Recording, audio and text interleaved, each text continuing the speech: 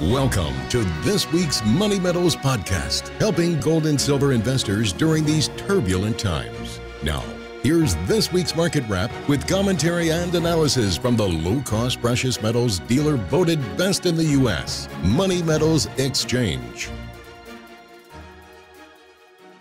Welcome to this week's Market Wrap podcast. I'm Mike Gleason. Coming up, Greg Weldon of Weldon Financial joins me for a sensational interview on how he views the precious metals now and which one he favors over the others. Plus, Greg has some warnings about why a failure to finalize a trade deal with China very soon could be very problematic for the U.S. stock market. So be sure to stick around for one of our favorite guests, Greg Weldon, coming up after this week's market update. As volatility unnerved stock market investors this week, gold proved to be a good safe haven. The yellow metal didn't move all that much, but it did provide some measure of stability. For the week, gold prices are up 0.5% to trade at $1,287 per ounce. Turning to the white metals, they are succumbing to wider selling pressure in economically sensitive assets. Silver shows a weekly loss of 1.4% to bring spot prices to $14.80 an ounce. Platinum is off 1% since last Friday to come in at $866. And finally, palladium is rallying strongly today and is now showing only a 0.6% decline on the week to trade at $1,355 per ounce as of this Friday morning recording. This week's big market mover was President Donald Trump's new tariff push. Trump threatened to raise tariffs up to 25% on hundreds of billions of dollars in Chinese goods. Fearing a trade war that could crimp global economic growth, investors around the world dumped stocks. At one point, close to $1.5 trillion in global market capitalization was wiped out. So the question is whether investors have overreacted or whether trade tensions will have longer and more far-reaching effects to come. In the near term, markets might calm down and correct back to the upside. President Trump views a rising stock market as a path to re-election, so he will likely listen to what the market wants, in this case, some kind of mutually acceptable trade deal with China. For now, the Chinese economy relies heavily on U.S. consumers to buy made-in-China goods. But China is gradually diversifying away from U.S. consumers and U.S. dollars. The latest spat with the Trump administration may help accelerate China's de-dollarization efforts. Lately, China's central bank has been steadily replacing U.S. dollar reserves with gold. Here's the headline, the latest headline. People's Bank of China central bank adds 360,000 ounces of gold. What's going on? Well, I think the Chinese are doing two things. Up until the past, they took the excess money they earned because they export more to the United States than they bring in. They took that excess dollars that they had accumulated and held on to them using the dollars as what we call reserve currency. But the more their relationship with the United States deteriorates, the more the economic dominance of the United States shrinks, the more prudent it is not to hold your wealth in the form of an economy with a currency that's not so sure for you. And it's also a sign that if you think turmoil is coming, you want something solid like gold, not the paper that is in the end only a promise of whatever government stands behind the paper. And so they're shifting from dollars to gold. In the first quarter of 2019, China's central bank added a net 33 tons of gold to its reserves. That is second only to Russia's massive 56-ton gold buying binge. The United States still officially holds the world's largest gold reserves, but it has not added to them in decades. As a consequence, America's once dominant gold position is steadily diminishing relative to the rest of the world. At the end of the Second World War, the U.S. Treasury held about 30% of the world's gold. Today, it's less than 5%. The true state of America's gold reserves isn't fully known. No audit of the U.S. Treasury's gold holdings have been conducted since 1953. Some speculate that the gold either isn't all there or has been financially encumbered by being sold, swapped, or leased. The American public could learn the truth if Congress passes the Gold Reserve Transparency Act. This week, Representative Alex Mooney introduced the bill.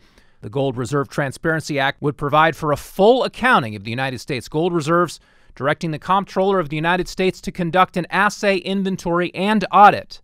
Any encumbrances due to financial arrangements entered into with U.S. gold would also be revealed. Mooney's Audit the Gold bill faces an uphill battle for passage. Not many in Congress will be keen on opening up a can of worms that has been bureaucratically sealed for decades. But some representatives may be amenable to supporting the bill if they hear from constituents. In the meantime, investors can do what China is doing and add to their own personal gold reserves. The popular Gold American Eagle is alloyed with copper and silver for added durability. If you prefer a pure gold coin, and since this week's news seems to be all about China, perhaps you should consider picking up some Chinese Pandas. These coins are made of 24-karat .999 pure gold and feature charming panda designs on their face. They are becoming increasingly sought after as China becomes a bigger player in the international gold market. Since 2016, gold pandas have been denominated in grams. They are currently available for money metals in 15-gram, 8-gram, and tiny 1-gram sizes, making them attractive to people who prefer to own coins smaller than a full ounce. For perspective, a 15-gram panda contains roughly half an ounce of gold. Gold panda coins have legal tender status too, so they may be especially appealing if you're bullish on China's currency. Of course, they are valued primarily on their gold content. Thanks to their large production runs, pandas are in good supply, carry relatively low premiums, and will be easy to sell or trade when the time comes. Well, now for more on China, whether a deal is imminent, and what it is going to mean for the market and for gold, let's get right to this week's exclusive interview. It is my privilege now to welcome in Greg Weldon, CEO and President of Weldon Financial. Greg has over 3 decades of market research and trading experience, specializing in the metals and commodity markets, and his close connection with the metals led him to author a book back in 2006 titled Gold Trading Boot Camp, where he accurately predicted the implosion of the U.S. credit market and urged people to buy gold when it was only $550 an ounce. He is a regular presenter at financial conferences throughout the country and is a highly sought-after guest on many popular financial shows, and it's always great to have him on the Money Metals podcast. Greg, good to have you back, and thanks for the time again today. Welcome. Always my pleasure, Mike. Well, Greg, tariffs are back in the headlines this week. The optimism around an imminent trade deal with China has been supporting markets for a few months, but that blew up this week. The president is planning to raise tariffs and impose them on even more goods. It suddenly looks as if a deal is much farther away than people thought. So I wanted to get your take on this week's news. Tariffs were first announced roughly a year ago. Do you think more tariffs are likely to succeed, or are we learning here that the Chinese either can't or won't negotiate as much as Trump would like? Well, gosh, I mean, I don't know, first of all. So will more tariffs succeed? I tend to doubt it.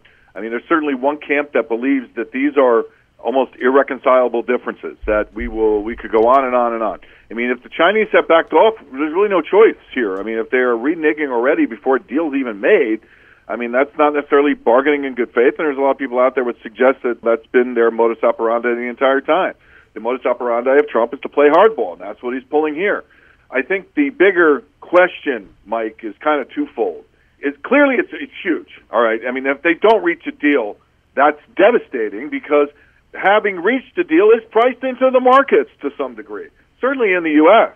I take it immediately to the stock market, where the stock market has had a 28% from low to high rally from Christmas Eve here through April, all right? That is a lot of energy. That is a monster move. Extrapolate that out over a course of a 12-month period. That's just enormous, all right? And that has been predicated upon what? Stimulus? No. Has it been predicated upon all of a sudden there's been this consumer resurgence? No. We're just coming off. This happened at one of the same times we've seen some of the worst retail sales numbers we've seen in a decade, all right? It has been built on hope. Hope for a resolution to the trade dynamic, all right, and hope that the Fed is going to switch to an easing bias and eventually cut rates by the end of this year. If those things don't happen, wow, look out, because they're priced to some degree. And expecting another big jump from here through new highs that's going to power another leg that's going to come with $25 billion, 12-month growth in retail sales, man, I don't see that. I don't. So, you know, it's almost imperative now that the U.S. gets a deal done, and I think that changes the dynamic a little bit that maybe Trump is not considering, because the thought process in the pop media is that, well, you got a nice GDP print, you got a record low in unemployment, the U.S. economy is booming, and thus we're in a position of strength now, and we can play harder ball. I don't know, because frankly, I could slice and dice the employment number to shreds. All right, I really could. I could make a very strong number case, statistical, factual evidence case that would suggest wage growth has peaked, that the employment dynamics are already rolling over. So playing a dangerous game, and it's still the same thing we talked about a year ago, Mike, you and I. All right, this is basically Donald Trump willing to risk. It's two guys doused in gasoline, holding matches, and the U.S. betting their matches longer. And they're still right. The question becomes, what is China's end game here? Are they willing to risk it all? And the U.S. is betting that they're not, and we'll see what happens. Trump is making maybe a bit of a silly claim that these tariffs are going to be paid by the Chinese. The reality is that much or all of the increased cost of exporting to the U.S. will be passed to the U.S. consumer in the form of higher prices. Chinese companies aren't going to simply absorb tariffs. So you wouldn't think that this is going to be good for the U.S. economy. Trump thinks the Chinese will blink first, obviously, but we're pretty sure he is hypersensitive about maintaining GDP growth and higher stock prices as we enter the 2020 election cycle. Is this week's stock sell-off an indicator of more trouble ahead in the markets? And if so, do you think Trump has the fortitude to stay the course here? Well, I'll backtrack 1 second because, in fact, Mike, if you look at really what happened with the first round of tariffs, the Chinese government paid it. I mean, they subsidized imports by paying the tariffs. So that's interesting, point number one. Number two, to the degree that you've seen an increase in consumer goods import prices from China, it hasn't been that significant at the data level. So that's kind of interesting, and maybe that emboldens Trump to be more aggressive as well. The question is, will China continue to absorb those costs? And that's, again, what Trump is. That's why he's applying this pressure. Because in round one, the Chinese government subsidized those costs. So he's putting the screws to the Chinese government here, in his mind, in doing this. In terms of the stock market decline being a sign of more trouble to come, I think it's absolutely a sign of the vulnerability of this market, because this market is up 27.9, so it's 28% from low to high from December. All right, it has taken all that firepower to the degree that people are now more on the long side than they were at the peak. And if you look at the NASDAQ, each successive high is by significantly less and less.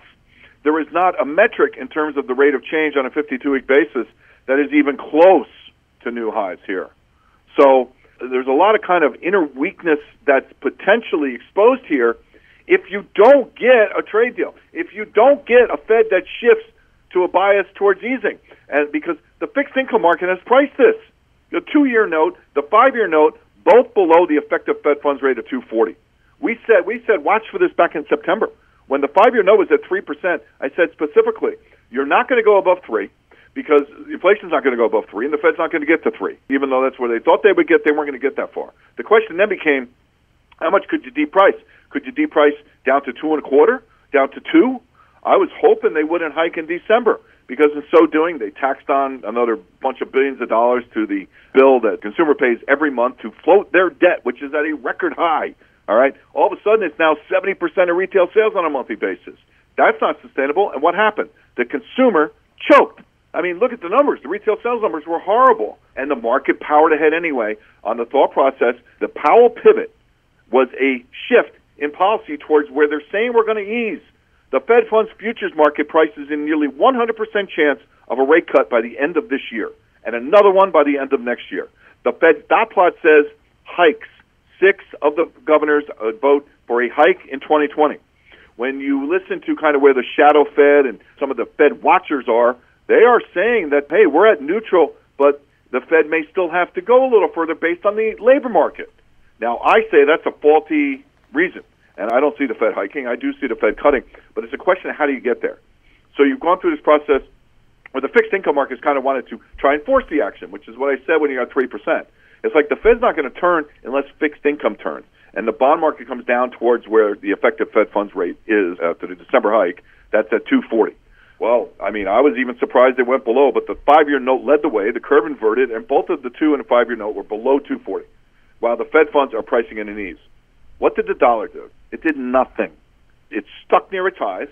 There's thought that maybe there's a dollar shortage out there. Look at Turkey. I mean, look at a place like Venezuela. It's now kind of almost spilling over into Colombia, Argentina, Chilean peso, Brazilian real on the ropes. A number of Asian currencies are under pressure. A number of African currencies are under pressure. A number of the former Soviet Republic currencies are under pressure. And all of a sudden, it's like, well, the dollar's not responding to the fixed income market, which is saying the Fed's going to ease. Part of that ease would be the dollar relief valve gets played. Well, it's also tough to see all this when you got a 3.2 GDP, a 3.4, 3.5 unemployment rate, and a stock market at new highs. But all that, to me, belies the strength of the underlying economy and the risks that if you don't get a trade deal and if the Fed doesn't shift sooner rather than later, then you're looking at the stock market being the one that theoretically could force the action in concert with potentially a dollar breakout, which would be more pressure on emerging markets to the point where it's a deflationary risk to the Fed, and they have to go more in line with fixed income. A lot out there and a lot of different ways this could go, but it's not going to stay here, that's for sure. Staying on the currency front, you've been hinting at some interesting developments in the foreign exchange markets. We keep an eye on your Twitter feed, and you're seeing some things that nobody's talking about just yet. We know the U.S. dollar has been drifting higher, and that is making some headwinds for gold and silver, but we know there is a lot more going on in the currency markets than that. Can you share with our listeners some of what you're seeing there? Well, the Medi-Cal, the Kwacha, the Kwanzaa, the Pula can throw all these currencies at you, and you say, wow, what are those currencies, and who the heck cares, right? Well, when you take the case of Angola, I mean, they're an OPEC producer, what is it, 1.8, 1.9, something like that, I think, in terms of millions of barrels per day of oil output. Their currency is getting just annihilated. It's just getting mauled, all right? And you're talking about 400% rise in dollar against the Angolan currency in the last 10 years. I mean, these are massive devaluations that are taking place in places where they're talking about you can't buy anything with the local currency anymore.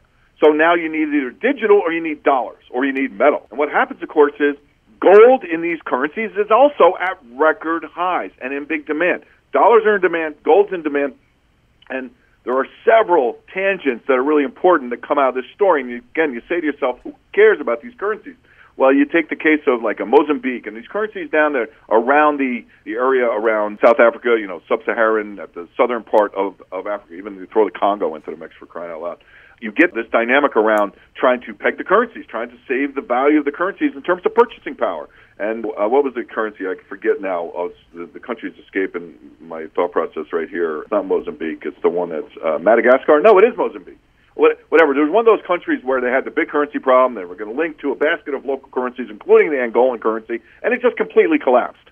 The bottom line is trying to maintain wealth and purchasing power of your domestic currency is becoming increasingly hard in a lengthening list of places, which runs the risk of imploding a dollar crisis, or really some kind of bigger picture crises. And the other important macro tangent out of this is to note the continued delinking of gold from its normal relationship with the U.S. dollar. Because gold is going up despite the fact that the dollar is hanging around a level that's almost like a major breakout point. So there's a lot going on in the world if you look at some of these other currencies that is kind of gold bullish, because it all comes back to one big picture, that all comes back to the Fed, that all comes back to what's their next move going to be, and it is a growing mistrust with all paper, central banks, credibility, IOUs, currency, debt, whatever. You're going to keep throwing paper on this raging bonfire, and at some point you don't have enough paper to throw on it to keep it growing. And I think you've reached some kind of tipping point. And I think when you look at the periphery of the periphery and the currencies I'm talking about, there's a story to be told there that is worth knowing because, coming to a theater near you soon, potentially. You do see a lot of those currencies on the periphery or the economies on the periphery that seem to feel things first. Looking at things, the U.S. is a little further down the line when it comes to feeling the effects of some global economic slowdown.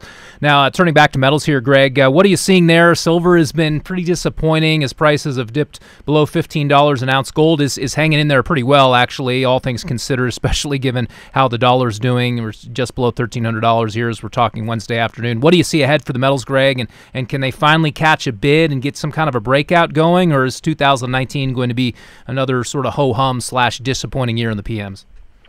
Well, I think, you really kind of got to differentiate some things here, too, because the dollar being where it is and the dollar with what I just talked about going on in a lot of the peripheral markets, you're not even talking about the euro. I mean, we haven't talked about the Swedish krona breaking down at a time when the Swedish central bank has the most negative interest rates out there and so on and so forth. Man, the craziness in Europe in terms of interest rates is a whole other story.